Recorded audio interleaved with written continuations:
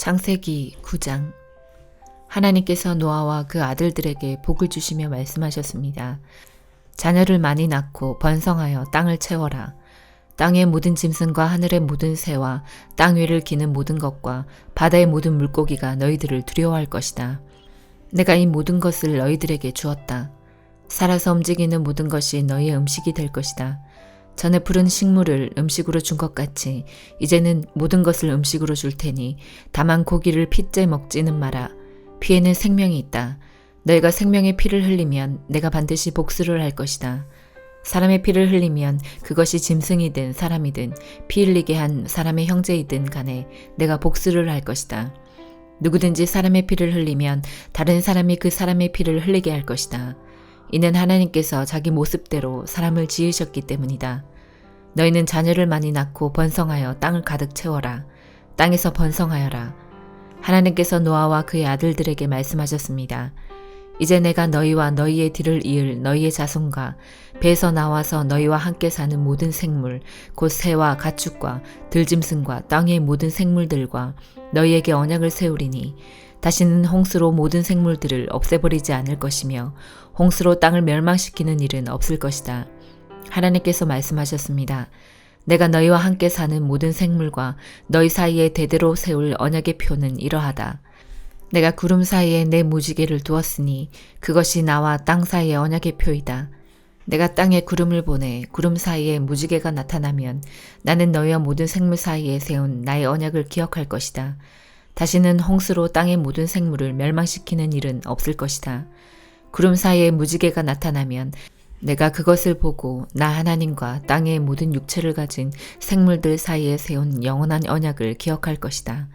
하나님께서 노아에게 말씀하셨습니다. 이것이 나와 땅의 모든 생물들 사이에 세우는 내 언약의 표이다. 배에서 나온 노아의 아들들은 셈과 함과 야벳입니다. 함은 가나안의 조상입니다. 이 세 명은 노아의 아들들이며 이 세 명을 통해 온 땅의 사람들이 퍼졌습니다. 노아는 농사일을 시작하고 포도나무를 심었습니다. 그는 포도주를 먹고 취하여 자기 장막에서 벌거벗은 채 누워 있었습니다. 가나안의 조상 함이 벌거벗은 아버지를 보고 밖으로 나가서 형제들에게 그 사실을 알렸습니다. 그러자 셈과 야벳이 옷을 가지고 와서 어깨에 걸친 다음 뒷걸음질로 장막으로 들어가 아버지의 벌거벗은 몸을 덮어드렸습니다. 그들은 얼굴을 돌려서 아버지의 벌거벗은 몸을 보지 않았습니다. 포도주를 마시고 취하여 잠이 들었던 노아가 잠에서 깨어났습니다. 노아는 작은 아들 함이 자기에게 한 일을 알고 이렇게 말했습니다. 가나안은 저주를 받을 것이다. 가나안은 형제들에게 속한 가장 낮은 종이 될 것이다. 노아가 또 말했습니다. 셈의 하나님이신 여호와를 찬양하여라. 가나안은 셈의 종이 될 것이다. 하나님께서 야벳에게 더 많은 땅을 주시고 셈의 장막에서 살게 하실 것이다. 가나안은 그의 종이 될 것이다. 홍수가 있은 뒤로 노아는 350년을 더 살았습니다. 노아는 모두 950년 동안 살다가 죽었습니다. 창세기 10장. 노아의 아들인 셈과 함과 야벳의 자손은 이러합니다. 홍수가 있은 뒤에 그들은 여러 자녀를 낳았습니다. 야벳의 아들은 고멜과 마곡과 마데와 야왕과 두발과 메섹과 디라스입니다. 고멜의 아들은 아스그나스와 리박과 도갈마이며 야완의 아들은 엘리사와 달시스와 기띔과 도다님입니다. 지중해 해안에 사는 사람들은 야벳의 아들들에게서 퍼져나왔습니다. 이들은 말이나 종족, 나라에 따라 갈라져 나갔습니다. 함의 아들은 구스와 미스라임과 북과 가나안입니다. 구스의 아들은 스바와 하윌라와 삽다와 라아마와 삽드가이며 라아마의 아들은 스바와 드단입니다. 구스는 니므롯을 낳았는데 니므롯은 땅의 첫 용사가 되었습니다. 니므롯은 여호와 앞에서 뛰어난 사냥꾼이 되었습니다. 그래서 여호와 앞에서 니므롯처럼 뛰어난 사냥꾼이라는 말이 생겼습니다. 처음에 니므롯의 나라는 시날 땅의 바빌론과 에렉과 아깝과 갈레에서 시작되었습니다. 니므롯은 그곳을 떠나 아시리아로 갔습니다. 그곳에서 니므롯은 니느웨와 르호보들과 갈라를 세웠습니다. 니므롯은 니느웨와 갈라 사이의 큰 성인 레센도 세웠습니다. 미스라임은 루딤과 아남임과 르압임과 납도힘과 바드루심과 가슬루힘과 갑도림을 낳았습니다. 블레셋 사람들은 가슬루힘의 후손입니다. 가나안은 맏아들 시돈과 헷을 낳았습니다. 가나안은 또 여부스와 아모리와 기르가스와 히위와 알가와 신과 아르왁과 스말과 하맛을 낳았습니다. 가나안의 자손은 사방으로 흩어졌습니다. 가나안 자손의 땅은 시돈에서 그라를 거쳐 가사까지입니다. 그리고 거기에서 소돔과 고모라와 아드마와 스보임을 지나 라사까지입니다. 이들은 모두 함의 자손입니다. 이들은 말과 땅과 나라에 따라 갈라져 나갔습니다. 야벳의 형인 셈도 자녀를 낳았습니다. 셈은 에벨의 모든 자손의 조상입니다. 셈의 아들은 엘람과 아스루와 아르박삭과 룩과 아람입니다. 아람의 아들은 우스와 훌과 게델과 마스입니다. 아르박삭은 셀라를 낳고 셀라는 에벨을 낳았습니다. 에벨은 두 아들을 낳았습니다. 한 아들의 이름은 벨렉인데 그가 사는 동안 세상이 나뉘었기 때문에 벨렉이라고 이름 지었습니다. 다른 아들의 이름은 욕단입니다. 욕단은 알모닥과 셀렙과 하살마와 예라와 하도람과 우살과 디글라와 오발과 아비마엘과 스바와 오빌과 하윌라와 요밥을 낳았습니다. 이들은 모두 욕단의 아들들입니다. 이들은 메사와 동쪽 땅의 산악지방에 있는 스발 사이에서 살았습니다. 이들은 종족과 말과 땅과 나라에 따라 갈라져 나간 셈의 자손들입니다. 이들은 나라에 따라서 정리한 노아의 자손입니다. 홍수가 난 뒤에 이 종족들을 통해 땅의 온 나라가 흩어지게 되었습니다.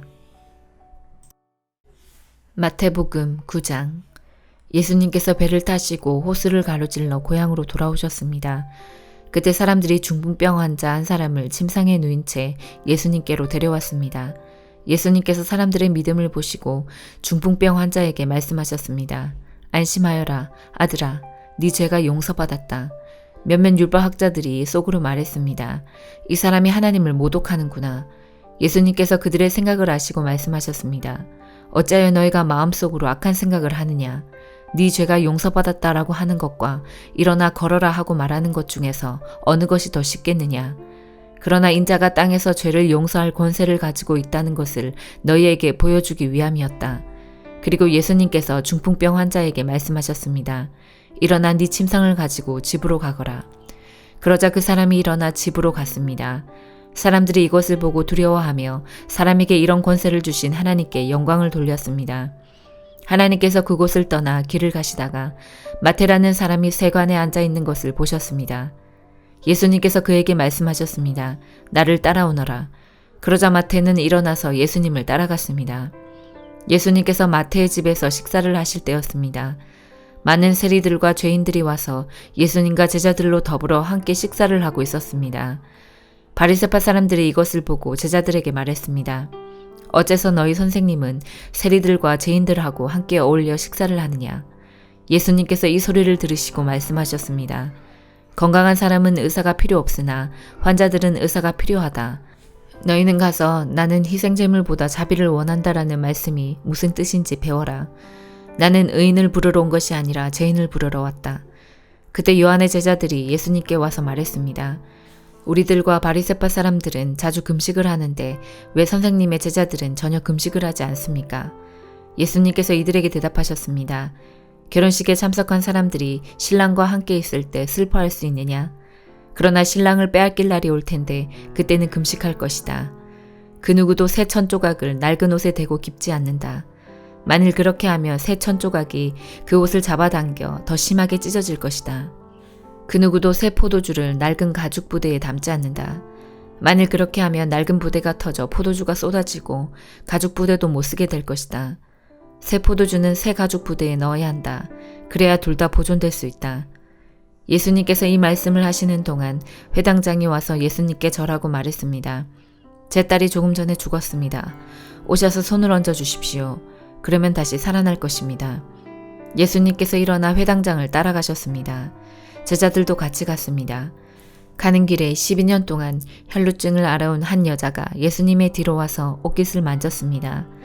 그녀는 속으로 예수님의 옷을 만지기만 해도 내가 나을 거야 라고 생각했던 것입니다. 예수님께서 뒤돌아서서 그 여자를 보고 말씀하셨습니다. 안심하여라 딸아, 네 믿음이 너를 구원하였다. 그 즉시 그 여자의 병이 나았습니다. 예수님께서 해당장의 집에 도착했을 때였습니다. 예수님은 피레를 부는 사람들과 떠드는 사람들을 보셨습니다. 예수님께서 말씀하셨습니다. 물러나라. 소녀는 죽은 것이 아니고 자고 있는 것이다. 그러자 사람들이 예수님을 비웃었습니다. 사람들을 밖으로 내보낸 뒤 예수님께서 들어가셔서 소녀의 손을 잡았습니다. 그러자 소녀가 일어났습니다. 이 소식은 온 동네 사방으로 퍼져나갔습니다. 예수님께서 거기를 떠나가실 때 보지 못하는 두 사람이 예수님을 따라오면서 소리 질렀습니다. 다윗의 자손이여, 우리를 불쌍히 여겨주소서. 예수님께서 집 안으로 들어가시자 보지 못하는 사람들이 예수님께 나왔습니다. 예수님께서 그들에게 물으셨습니다. 내가 너희를 보게 할 수 있다고 믿느냐? 그들이 대답했습니다. 그렇습니다, 주님. 예수님께서 그들의 눈을 만지시며 말씀하셨습니다. 너희 믿음대로 너희에게 이루어져라. 그러자 그들의 눈이 뜨였습니다. 예수님께서 그들에게 매우 엄중히 이르셨습니다. 이 일을 아무에게도 알리지 마라. 그러나 두 사람은 나가서 예수님에 대한 소문을 사방에 퍼뜨렸습니다. 그들이 떠나갔을 때 사람들이 귀신 들려 말하지 못하는 사람을 데리고 예수님께 왔습니다. 예수님께서 귀신을 내쫓자 말 못했던 사람이 말을 하게 되었습니다. 사람들은 놀라서 말했습니다. 이스라엘에서 이와 같은 일이 일어난 적이 없었다. 그러나 바리새파 사람들은 말했습니다. 그는 우두머리 귀신의 힘으로 귀신을 내쫓는 것이다. 예수님께서 모든 성읍과 마을을 두루 다니셨습니다. 예수님께서는 유대인의 회당에서 가르치기도 하셨고 하나님 나라에 대한 기쁜 소식을 전하기도 하셨습니다. 그리고 온갖 질병과 고통을 치료해 주셨습니다. 예수님께서는 사람들을 불쌍히 여기셨습니다. 그것은 사람들이 마치 목자 없는 양처럼 내팽겨쳐져 고통을 당하고 있었기 때문입니다. 예수님께서 제자들에게 말씀하셨습니다. 추수할 것은 넘쳐나는데 일꾼이 적구나. 그러므로 추수할 밭에 주인에게 간청하여 일꾼들을 추수할 밭으로 보내달라고 하여라. 에스라 9장. 이 모든 일이 이루어진 뒤에 지도자들이 나 에스라에게 와서 말했습니다. 이스라엘 백성과 제사장과 레위 사람들은 아직도 우리 주위에 사는 다른 민족들과 구별된 생활을 하지 못하고 있습니다. 우리 이스라엘 백성들이 가나안 사람과 헷 사람과 브리스 사람과 여부스 사람과 암몬 사람과 모압 사람과 이집트 사람과 아모리 사람처럼 역겨운 일을 하고 있습니다. 이스라엘 사람들은 유다 사람이 아닌 다른 민족들의 딸을 아내와 며느리로 맞아들여 이스라엘 백성의 거룩한 피가 이 땅에 사는 세상 민족들의 피와 섞이게 되었습니다. 이스라엘의 지도자와 관리라는 사람들이 오히려 이런 일에 앞장을 섰습니다. 나는 이 말을 듣고 화가 나서 겉옷과 속옷을 찢고 머리털과 수염을 쥐어뜯으며 주저앉았습니다. 그러자 이스라엘의 하나님의 말씀을 두려워하는 모든 사람들이 내 곁으로 모여들었습니다. 그들은 포로 생활을 마치고 돌아온 사람들의 죄를 보았습니다. 나는 저녁 희생 제사를 드릴 때까지 그런 모습으로 주저앉아 있었습니다. 그러다가 저녁 희생 제사를 드릴 시간이 되었을 때 나는 자리에서 일어났습니다. 내 겉옷과 속옷은 찢어져 있었습니다. 나는 무릎을 꿇고 앉아서 내 하나님 여호와께 두 손을 들고 기도를 드렸습니다. 나의 하나님이여, 하나님께 얼굴을 들기가 너무나 부끄러워 몸둘 바를 모르겠습니다. 우리가 저지른 죄가 너무 많아 우리의 키를 넘어 하늘까지 닿았습니다. 우리 조상들의 시대로부터 지금까지 우리는 많은 죄를 지었습니다. 우리 죄 때문에 우리와 왕들과 제사장들은 벌을 받았습니다. 우리는 칼의 위협을 받고 포로 생활을 함으로 벌을 받았습니다. 다른 나라 왕들이 우리의 물건을 빼앗아 가고 우리에게 욕을 보였습니다. 그런 일은 지금도 마찬가지로 일어나고 있습니다. 하지만 우리 하나님 여호와께서 우리에게 자비를 베풀어 주셨으므로 우리 가운데 몇몇은 포로 생활을 마치고 이곳으로 돌아오게 되었습니다. 이것은 여호와의 거룩한 곳에서 잠시나마 우리가 안전하게 살 수 있도록 해주신 것입니다. 우리 하나님께서는 우리에게 소망을 주셨고 노예 생활로부터 얼마 동안 안식을 얻게 해주셨습니다. 우리가 종살이를 할 때도 하나님께서는 우리를 저버리지 않으셨습니다. 하나님께서 페르시아 왕들의 마음을 움직이셔서 우리를 돕게 하셨습니다. 하나님께서 우리에게 새로운 삶을 주셨습니다. 그래서 우리가 성전을 다시 짓고 허물어진 곳을 고칠 수 있게 하셨습니다. 그리고 유다와 예루살렘에 사는 우리를 보호해 줄 성벽을 쌓도록 하셨습니다. 우리 하나님이시여, 이 모든 일을 해주신 하나님께 우리가 무슨 말씀을 드릴 수 있겠습니까? 우리는 하나님의 명령을 어겼습니다. 하나님께서 하나님의 종인 예언자들을 통해서 이렇게 명령하셨습니다. 너희가 들어가는 땅은 더러워진 땅이다. 그 땅에 사는 백성들이 역겨운 일을 하여 그 땅을 더럽혔다. 이쪽 끝에서부터 저쪽 끝까지 그 땅을 더러운 것으로 가득 채웠다. 그러므로 너희의 딸을 그들의 아들과 결혼시키지 마라. 그들의 딸도 너희의 아들과 결혼시키지 마라.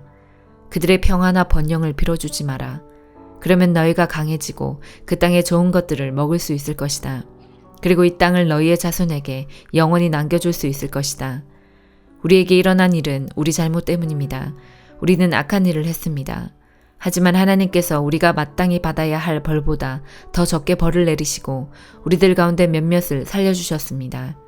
우리는 이 역겨운 백성들과 결혼하여 또다시 하나님의 명령을 어기는 죄를 지었습니다. 그러므로 하나님의 진노 때문에 우리는 망하고 말 것이며 우리들 가운데 아무도 살아남지 못하게 될 것입니다.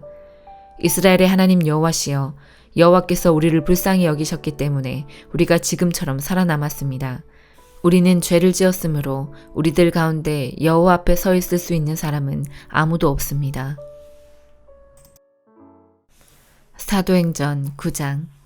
사울은 여전히 주님의 제자들을 죽이겠다는 생각으로 그들을 위협하고 있었습니다. 그는 대제사장에게 가서 다마스커스의 여러 회당에 보내는 편지를 써달라고 했습니다.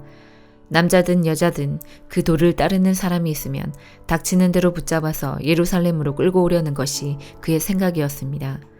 사울이 길을 떠나 다마스커스 가까이에 이르렀을 때였습니다.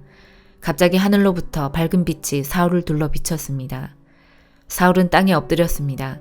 그때 사울아, 사울아, 네가 왜 나를 박해하느냐 하는 소리가 뚜렷이 들렸습니다. 사울은 주님은 누구십니까? 라고 물었습니다. 나는 네가 박해하는 예수다. 일어나 성으로 들어가거라. 네가 해야 할 일을 일러줄 사람이 있을 것이다. 라는 목소리가 들렸습니다. 사울과 함께 길을 가던 사람들은 무슨 소리가 나는 것 같은데 아무것도 보이지 않으므로 깜짝 놀라 말도 못하고 가만히 서 있었습니다. 사울은 땅에서 일어나 눈을 떴으나 아무것도 볼 수 없었습니다. 그래서 사울과 함께 있던 사람들이 그의 손을 잡고 다마스커스로 데려갔습니다.